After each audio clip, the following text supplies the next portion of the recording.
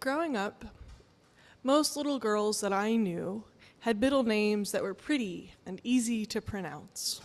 Elizabeth, Marie, Kate, Anne, short names that tucked so nicely in with their first names. Mine is Drorbagh, Drorbaughh. I was very proud when I could finally spell it on my own in 3rd grade. My family has a tradition of preserving family names by giving them to our daughters as family names, or as middle names, All across my family tree, you will see maiden names carried forward in this way. My mom and my aunt, a few others close to me, have this too. First, I learned to love it because it was unique. Then, I loved it because it connected me to my family. Finally, I learned what it means, and now I carry it with me like a talisman. It is from Alsace-Lorraine and translates to the bough that bends but never breaks. My middle name is an invitation to stay flexible and strong. Flexible and strong is key to both physical health and healthy relationships. And today I want to explore with you all this dynamic and how it exists in our bodies and in community. We need both qualities in order to weather life. Things that are flexible without strength move forever with the tides. Things that are strong without any flex at all break and topple. The two qualities together give us both the ability to reach and change and also stability and independence. The spine is a great example of flexible strength, so much so that we describe someone who is good with strong convictions as having a backbone. So this brings us to the anatomists. You see, when the early anatomists were dissecting and studying human anatomy, they looked for clean, neat structures. You can imagine a doctor in one of those surgical theaters holding up a muscle and declaring, "This is a bicep.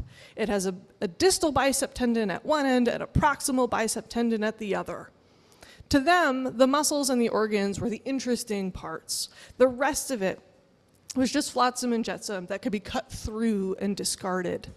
They were focused and myopic in their study of the body.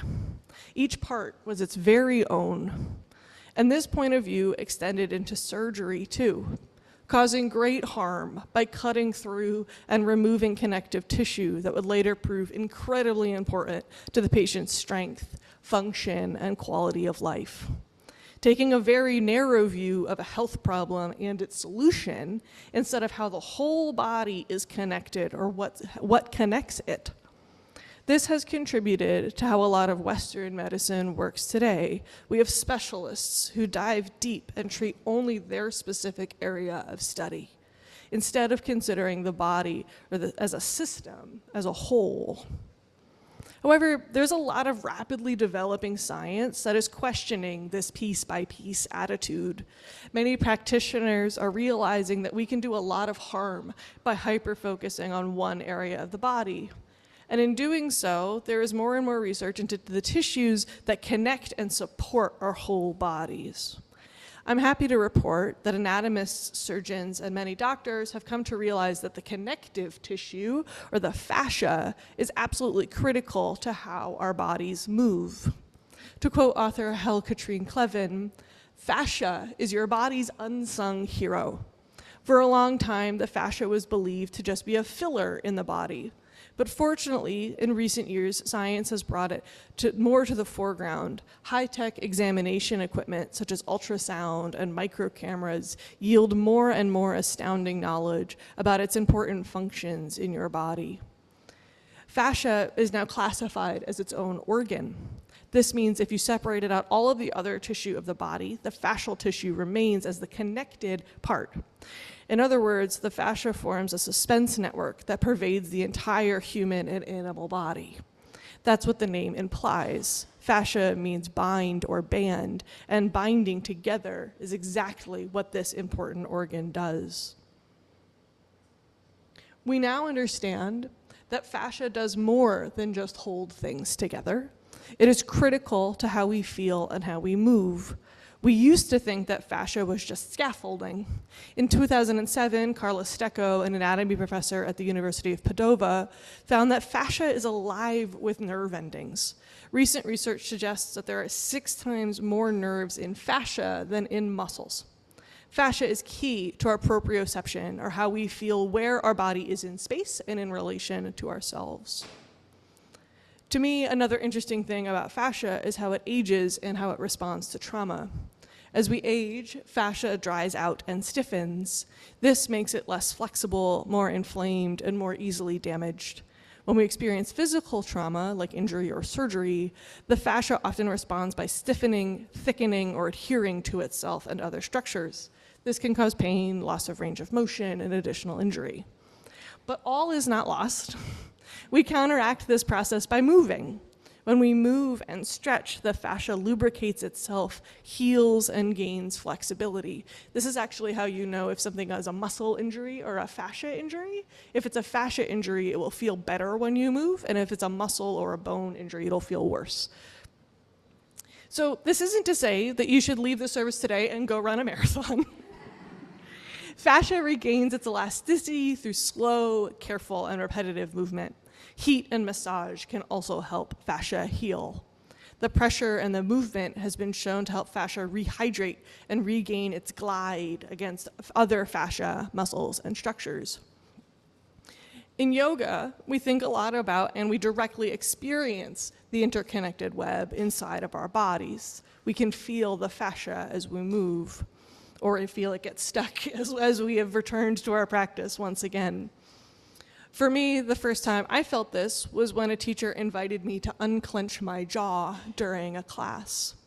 Finding that small bit of ease in my body had a radiant effect down my shoulders and back, allowing me to find more depth and a fuller expression of my practice.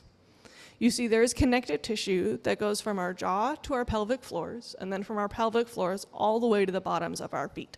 And when one piece of that chain is tense or can't move freely, the rest struggles. So feeling this connection in my body got me thinking about other places where tension and even the smallest pieces impacts the whole. And frankly, I started thinking about my day job. I'm the director of consulting for a Salesforce consultancy. I spend my days leading a brilliant team and helping my clients get their requirements in order. A part of my job that I love most is change management. For those of you who are lucky enough to not speak corporate America, change management is the practice of understanding a change and the people it impacts, and then developing and executing a plan that helps everyone make the transition as comfortably as possible. To put it plainly, I do the holy work of helping people hate their day jobs a little bit less. Thank you. Now, anyone who has spent any time in this arena knows that there are several kinds of reactions to change. Some people embrace it gladly. Maybe that's their nature, or maybe they were the one asking for it. They will often be our cheerleaders and our biggest champions. There are others who will suffer through it, but will eventually come to the other side. And then there are your proverbial sticks in the mud. These are the people who, no matter how much training, encouragement, and cajoling you provide them, will flat out refuse to embrace the change. The impact of these people is that they'll negatively influence other people's adoption of the change, and they might even leave or quit. And most teams of people, include folks across the spectrum of these 3 archetypes. And I think it's worth saying that these dynamics exist across all kinds of groups of people, way beyond corporate America. Take a moment and think about a large group of which you are a part. Maybe it's your family, maybe it's someplace you volunteer, or your classroom, maybe even amongst this congregation. There will always be people who are varying levels of ready for a change. So what's the impact? If you have a large group of people who are mostly ready to change and a few who are on the more resistant end, we can generally find a way to bring these people along. Once they see other people making the shift and reaping the benefits, they'll come along in their own time. Now, on the other side of the spectrum, if you have a group of people who are mostly resistant to change and committed to the way they have always done it, making a change is a lot more difficult. You will be resisted and shut down at almost every turn.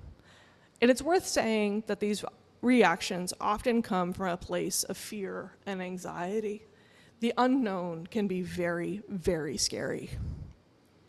But this is where our bodies can teach us the way. Have you ever tried to go from sitting and watching TV or reading a book for a long time to movement very, very quickly? Your whole body will protest like you wouldn't believe. So what do? We take it slow. We stand up, maybe we stretch a little, maybe we go for a little bit of a walk, then we'll be ready to run. Then we'll be ready to really move. In our bodies, if we try to ignore some part of us that isn't ready to move yet, and we try to push through the pain, this is how we injure ourselves. The hardened and stiff and inflamed fascia won't let muscles flex or glide. It will put stress against the muscles and tendons, causing tears and other forms of injury. And the emerging science and medicine around fascia is showing us that the whole system is connected. The small but critical fascia in our feet can impact our bodies the whole way up. And in this case, what does our doctors prescribe? Understanding the connections, gentle movement, massage, maybe a little heat. So let's think again about a group of people where we are trying to make a change. If we simply announce that a big change is coming, whether everyone likes it or not, it is likely that relationships will be damaged. Some may even break apart from the group completely, or the change might not pan out the way that we hope it will. So what did our bodies teach us to do at this moment? To take it slow, to try and understand the fear and resistance and meet it where it's at, to find your areas of strength and recruit them, to listen carefully to the areas of discomfort, to respect the relationships between things. When we move this way, we can often get further faster. The seventh principle of Unitarian Universalism is respect for the interdependent web of all existence of which we are a part. In practice, to me, this means that we are connected to everything and everyone.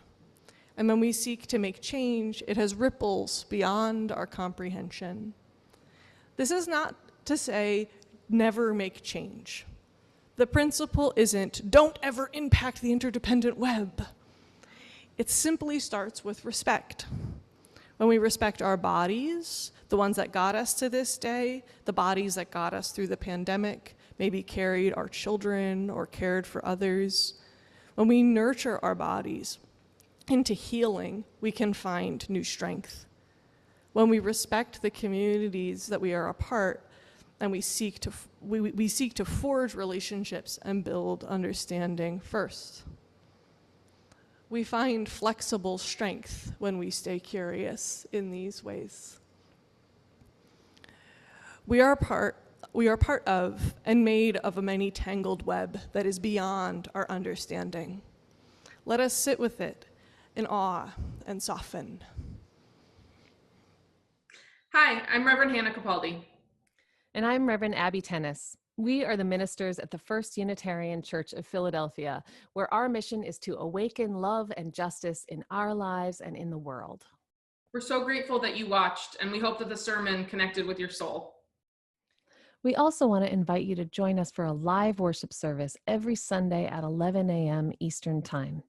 You can always find the link to that service on our website at www.philauu.org. In these services, you'll hear words like you've just heard, and you also get a chance to greet one another, pray together, sing together, and we even hold a virtual coffee hour after services to get a chance to greet some new and old friends. If you want to support the mission of this community and you feel moved to give, you can do so by going to the website that Reverend Abby just mentioned. You can find that link below, or you can text 215-709-5095 and follow the prompts to give. If someone in your life needs to hear these words today, we encourage you to share this video. And again, thank you so much for watching. We hope to see you soon.